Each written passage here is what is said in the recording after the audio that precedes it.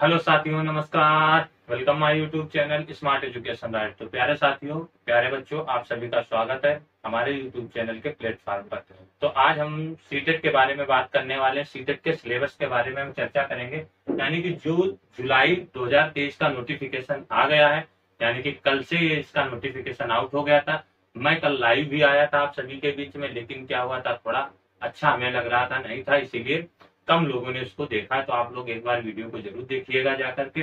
और आज हम सिलेबस के बारे में डिस्कस करेंगे, क्योंकि इसमें कोई चेंजमेंट अभी नहीं हुआ है। ठीक है, वही पुराना सिलेबस पर आधारित परीक्षा होगी। ये जो एग्जाम होगा आपका जुलाई और अगस्त में होगा। ठीक है, तो इसके बारे में हम लोग सिलेबस पहले जान लेंगे, फिर उसके बाद हम लोग क्लासें अपनी स्टार्ट कर देंगे। देखिए, मैं आप सभी को ईवीएस के बारे में बताऊंगा। ठीक है, जैसा कि पहले क्लासेस चल रही थी मेरी, यूपी टेट के लिए चला रहा था, लेकिन कुछ कारणवश मुझे क्लासें क्या कर देनी पड़ी, रोक देनी पड़ी, क्योंकि मेरा फोन था एक्चुअली में गड़बड़ हो चुका था पूरा। अब लेकिन मेरा फोन बन चुका है, इसी के कारण मैं क्लासें नहीं अपडेट कर पा रहा था। लेकिन अब आप सभी को क्लासें क्या हो जाएंगी, अपडेट डेली मिलेंगी। ठीक है, और हिंदी वाले सर भी आ चुके हैं, वो भी आपको हिंदी की क्लासें आप सभी तक पहुंचाएंगे। तो सबसे पहले आज हम सिलेबस के बारे में जानकारी ले लेते हैं। उसके बाद जितने भी मेरे भाई बहन है, यानी कि सीटेट की तैयारी करने में लग गए होंगे, क्योंकि कल से नोटिफिकेशन आ ही चुका है और 26/5/2023 तक इसका नोटिफिकेशन रहेगा। ठीक, उसके बाद इसकी जो करेक्शन डेट है 29/5 से 2/6/2023 तक इसकी करेक्शन डेट है। आज हम सिलेबस के बारे में बात कर लेंगे, फिर उसके बाद कल से हम अपनी क्लासें कंटिन्यू कर देंगे। आप जैसा बताएंगे कमेंट करके, वैसे क्लासें आप सभी को मिलती रहेंगी। मतलब आप चाहें तो मैं प्रीवियस ईयर के प्रैक्टिस सेट हल करवाऊंगा। ठीक है, देखो मेरे पास डिजिटल बोर्ड नहीं है भाई, मैं जो कुछ करूंगा अपने इसी मार्कर वाले बोर्ड से ही करूंगा। ठीक है, इस पर डिजिटल बनाऊंगा और आप तक अपनी बात पहुंचाऊंगा। ठीक, एक छोटा सा यूट्यूब चैनल है मेरा, उसी के माध्यम से आप सभी तक मैं अपनी बातें पहुंचाऊंगा। और मेरा ये प्रयास रहेगा आप सभी तक कि ज्यादा से ज्यादा मतलब सीटेट की क्वालिफाई करा सकूं मैं। ठीक है, सीटेट के जितने भी क्वालिफाई मतलब जो होता है पासिंग मार्क में ज्यादा से ज्यादा कोशिश करूंगा कि पास हो, और हमारे यूट्यूब चैनल के माध्यम से। ठीक है, तो सबसे पहले आज हम डिस्कस कर लेते हैं भैया किसके बारे में, सीटेट के एग्जाम मतलब सिलेबस के बारे में, क्या क्या आप सभी को पढ़ना है। देखिए, बहुत सारे यूट्यूब चैनल पर क्या होता है कि प्रैक्टिस सेट चालू हो गए होंगे। ठीक है, लेकिन हम सोच रहे हैं कि आप सभी को सिलेबस पहले करवा दिया जाए। ठीक, उसके बाद प्रैक्टिस सेट हल करो। सिलेबस में ज्यादा समय लगेगा नहीं। अब हमारे पास डिजिटल बोर्ड तो है नहीं, ताकि क्या हो सकता है, डिजिटल होता अभी आपको मजा आता, एंजॉय आता, लोग इस पर देखना भी नहीं पसंद करेंगे। लेकिन आप लोग मेरे साथ जरूर जुड़िएगा, इतनी वो मेहनत करूंगा आप सभी के साथ में, ताकि आप सभी को भी मजा आ जाएगा। तो सबसे पहले हम सिलेबस की डिस्कस करेंगे क्या है कि बाल विकास में, यानी कि सीडीपी में। ठीक है, सीडीपी में सबसे पहले क्या है कि पहला जो है विकास की अवधारणाएं और अधिगम के बारे में पढ़ना पड़ेगा। विकास की अवधारणाएं क्या होती हैं, बच्चों के बारे में जानना होना। ठीक, आप सभी को मतलब ये सीटेट का जो एग्जाम होता है वो सब किसके लिए, बच्चों के प्रति। यानी कि आपको निगेटिव नहीं रखना है, सब पॉजिटिव ही रखना है कि बच्चे को ये नहीं करना है, वो नहीं करना है। ठीक, उसके बाद है जो बालकों के विकास के सिद्धांत, अनुवांशिक और पर्यावरण का प्रभाव, यानी कि अनुवांशिकता और पर्यावरण का प्रभाव, सामाजिकरण की प्रक्रिया, पाइगेट, कोहलबर्ग, वाइगोस्की। देखिए, इससे जरूर क्वेश्चन जरूर आते हैं। यानी कि जो आप सभी के पाइगेट हो गया, यानी कि कोहलबर्ग हो गया, वाइगोस्की, बाल केंद्रित और प्रगतिशील शिक्षा का अवधारणा, बौद्धिकता के निर्माण का विवेचित संदर्भ, बहुयामी बौद्धिकता, एक सामाजिकरण निर्माण के रूप में लिंग, यानी भाषा और चिंतन, व्यक्तिगत विभिन्नताएं, अधिगम का मूल्यांकन और शिक्षार्थियों की तैयारी का मूल्यांकन। ठीक है, तो अभी इसमें और भी है, अभी मैं इसमें और भी बताता हूँ आप सभी को। और इसमें क्या होगा, यानी कि अधिगम और अध्यापक के लिए क्या हो जाएगा। अब अच्छा, भाषा, देखिए इसमें क्या है कि भाषाएं दो लैंग्वेज होती है, आप दो को सेलेक्ट कर सकते हैं, एक संस्कृत होती है और आपकी एक इंग्लिश होती है और हिंदी। ठीक है, तो इसमें भाषा जो प्रथम होती है, भाषा यानी कि हम बात करेंगे इंग्लिश के बारे में तो नहीं बताऊंगा, लेकिन संस्कृत और हिंदी के बारे में। हिंदी और संस्कृत सेम रहता है, हिंदी जो होता है वो संस्कृत सेम रहता है, बस वो संस्कृत भाषा में हो जाता है और हिंदी वाला हिंदी भाषा में रह जाता है। इसमें क्या हो जाएगा, अपठित अनुच्छेदों, यानी कि जो अनुच्छेदों के द्वारा पढ़ना, जो अपठित वो होता है गद्य और पद्य रहता है। ठीक, वो 15 नंबर का आता है, पैराग्राफ 15 नंबर का आता है। ठीक, उसके बाद में बाकी उससे आते हैं और अधिगम अर्जन, यानी कि भाषा अर्जन, भाषा अध्यापन के सिद्धांत, भाषा अध्यापन के सिद्धांत में सुनने और बोलने की भूमिका, यानी कि बच्चा क्या सुन रहा है और क्या बोल रहा है उसके बारे में उसकी भूमिका। मौखिक एवं लिखित रूप में विचारों के संप्रेषण, भाषा कौशल, भाषा बोधगम्यता, बोलना, सुनना, पढ़ना, लिखना। ठीक। अध्यापन अधिगम सामग्री, उपचारात्मक अध्यापन, मतलब बच्चे का उपचारात्मक करना है। आप मतलब बच्चा क्या कहाँ पर क्या बोल रहा है उसके बारे में आप सभी को जानकारी देनी पड़ेगी, जो लोग मतलब कि टीचर बनेंगे आगे भविष्य में चल करके। ठीक है। और गणित में क्या होता है, ज्यामिति हो गई, आपको पढ़ना पड़ेगा। आकार और मतलब आकार और स्थानीय मान निकालना, हमारे चारों ओर विद्यमान ठोस पदार्थ के हमारे चारों ओर जैसे देखा जाता है, पासा दिखाया जाता है बच्चों को, छोटे छोटे बच्चों को, उनके बारे में उसके बारे में दिखा दिखाकर चीजों को सिखाना।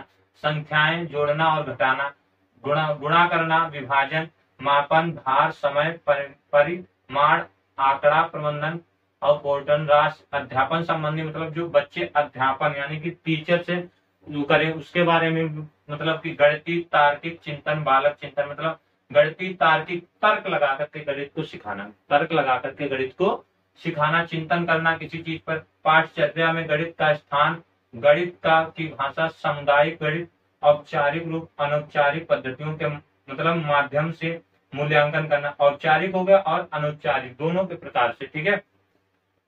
आगे हो गया शिक्षण की समस्याएं और त्रुटि विश्लेषण तथा अधिगम अध्यापन। ठीक है। और नैदानिक नैदानिक एवं उपचारात्मक, ये हो गया आप सभी का मतलब 3 चीजों में। ये सब आप सभी को इसके ये सब पढ़ने हैं आपको, ये आपको लिए आपको मतलब कि पढ़ने ही पढ़ने हैं, ये सब आपके लिए पढ़ने हैं। इन्हीं के बिना आपकी तैयारी नहीं हो सकती। आपको मतलब बच्चे क्या हो सकते हैं, मान लो जैसे जिन भाई बहन का रुक गया है सीटेट 1 नंबर से 2 नंबर से, उनका इस बार क्लियर जरूर हो जाएगा। ठीक है।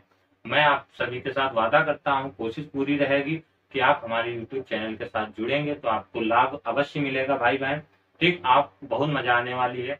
बस मेरी कोशिश रहेगी कि ज्यादा से ज्यादा मैं अपने भाई बहन को पास करवा सकूं और मतलब अच्छे नंबर आ सके, बस यही मेरी कोशिश रहने वाली है। ठीक है। और पर्यावरण, इसकी टेंशन आपको लेनी नहीं है। परिवार और मित्र, पहला चैप्टर परिवार संबंध, कार्य एवं और खेल, पशु पौधों के बारे में, भोजन, आश्रय, पानी, भ्रमण, घूमना फिरना, या वे चीजें जो हम बनाते हैं और करते हैं, मतलब क्या चीजें हम बच्चे देखते हो बनाते हैं फिर उसको करते हैं, इनके बारे में पढ़ना होगा। अध्यापन संबंधी, अब ईवीएस की अवधारणाएं क्या होती है, मतलब ये सब 15 नंबर का हो गया आपका, ये 15 नंबर का हो गया और ये 15 नंबर का हो गया। मतलब जहां पर टीचर से ये 15 नंबर का हो गया और ये 15 नंबर का हो गया, मतलब 15-15 नंबर का मतलब क्या होता है, मतलब पेडोलॉजी आती है। ठीक है। 15-15 नंबर के और 15 नंबर के आपके वैसे क्वेश्चन आते हैं। तो आप सभी को बस इसके बारे में जानकारी इकट्ठा करना, किसी में भी यही हाल है और इसमें भी यही हाल है। ठीक है। और ईवीएस की अवधारणाएं, ईवीएस का महत्व, एकीकृत ईवीएस, पर्यावरणीय अध्ययन एवं पर्यावरणीय शिक्षा, अधिगम सिद्धांत, विज्ञान और सामाजिक विज्ञान, अवधारणाएं, बच्चे अवधारणाएं किस प्रकार से लगाते हैं, अवधारणाओं के बारे में बताना पड़ेगा। ठीक है। क्रियाकलाप, प्रयोग, व्यवहारिक चर्चा, मतलब किस प्रकार से बच्चे प्रयोग कर रहे हैं, उन पर व्यवहार कर रहे हैं। चर्चा यानी कि हर एक चीज पर क्या करना है, बच्चे क्या करते हैं, अगर बच्चों के साथ में चर्चा कर समझाओ चीजों को तो आसानी से समझ जाते हैं साथियों। ठीक है। शिक्षण सामग्री, उपकरण, समस्याएं, सीईई। ठीक है। तो इन सब के बारे में यानी कि ये हो गया आपका सिलेबस पूरा। ठीक है। जो सीटेट 2023 जुलाई में आने वाला है सिलेबस। ठीक है। अभी कोई पैटर्न चेंज नहीं हुआ है। ठीक। जैसा कोई पैटर्न चेंज होता है तो आप सभी को सूचित किया जाएगा साथियों। और इसमें देखिए अभी मैं आप सभी को इसके बारे में और इसमें बताने वाला हूँ। ठीक है।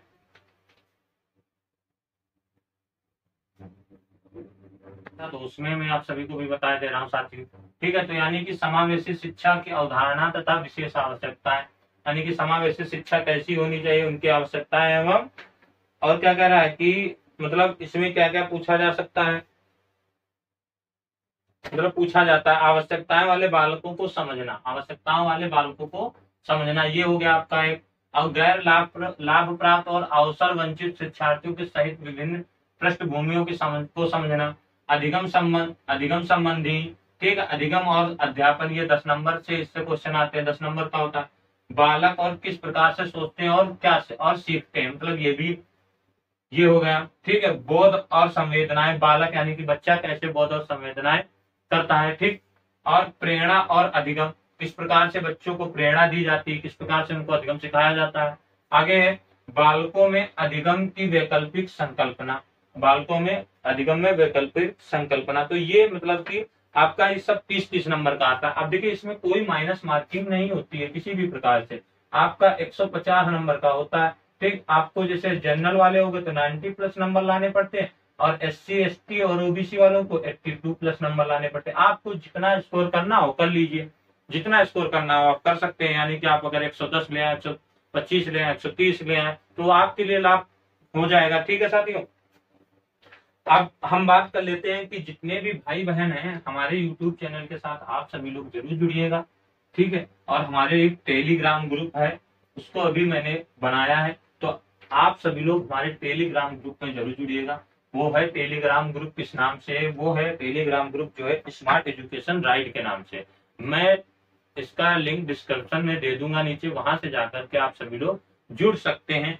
और अगर जो कोई व्हाट्सएप से मुझसे जुड़ना चाह रहा है तो आप सभी को पहले क्या होगा, यानी कि